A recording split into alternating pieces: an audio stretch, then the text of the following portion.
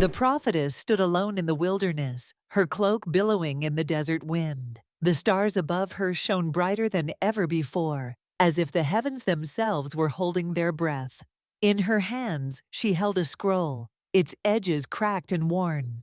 It pulsed faintly, glowing with an otherworldly light. "Speak, O Lord," she whispered, her voice trembling with reverence.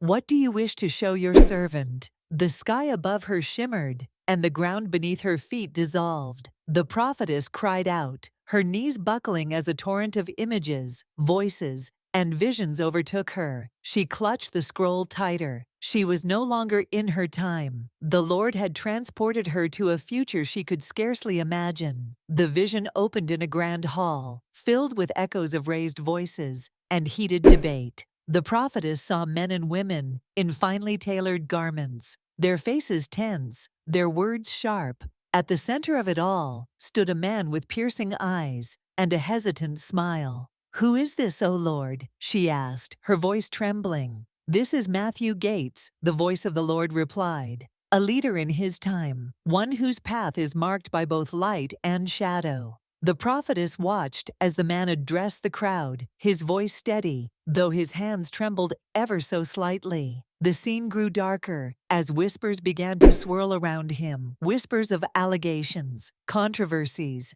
and doubt. Then the man bowed his head and spoke 2 words, "I withdraw." The hall erupted into chaos as the man stepped away from the podium. His face carried a mixture of relief and sorrow. He looked upward, as though seeking guidance from someone unseen. "Why does he step down?" the prophetess asked. "Because every leader must confront the truth of their heart," came the reply. "Some are called to step forward, others to step back. His story is one of listening, though not all will understand." The scene shifted. Now, the prophetess found herself in a sunlit courtroom. A woman with a commanding presence stood at the front, her voice echoing with confidence. Her name reverberated in the air, Pamela Bondi. "Who is she, Lord?" the prophetess asked. "She is a servant of justice, one I have called for a time such as this. Her path will not be smooth, but she will hold fast to my guidance."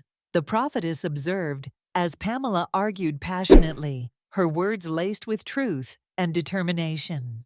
But beyond the courtroom walls, the prophetess heard voices of dissent. "Pam Bondi is too ambitious," one accused. "Her wealth and motives make her suspect," another whispered. Pamela paused mid-speech, closing her eyes briefly. In that moment, the prophetess saw a faint, radiant light surrounding her, a sign of the divine presence guiding her steps. "She does not falter?" the prophetess asked. "No," the Lord replied. "Though she faces storms of doubt and opposition, she will stand firm, for her strength comes from me." The visions quickened. The prophetess saw names etched into the scroll unraveling before her. Andrew Bailey, Trey Gowdy, Todd Blanche. Scenes flashed by of debates, resignations, and decisions. She witnessed the rise and fall of leaders, each one facing the Lord's whispers in their own hearts. "Why do you show me these things, Lord?" the prophetess asked, overwhelmed. "What is my task with this knowledge?" "To teach my people," the voice answered.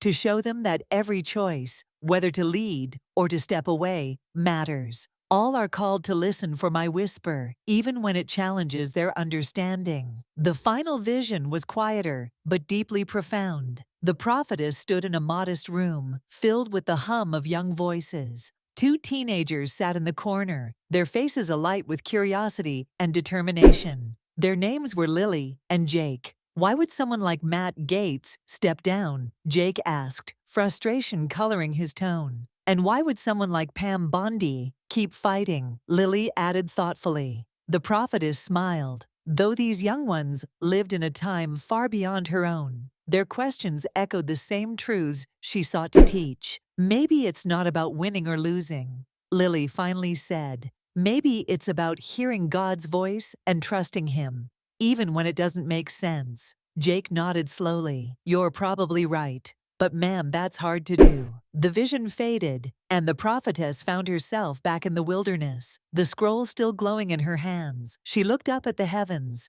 and knelt in gratitude. Thank you, Lord, for these visions of tomorrow. I will tell your people whether they are called to step forward or to step back. All must listen for your voice. For in the smallest whisper, your greatest plans are revealed. The desert wind carried her words into the night, a timeless message for those who would hear and obey. Because sometimes the courage to follow God's whisper shapes the greatest destinies.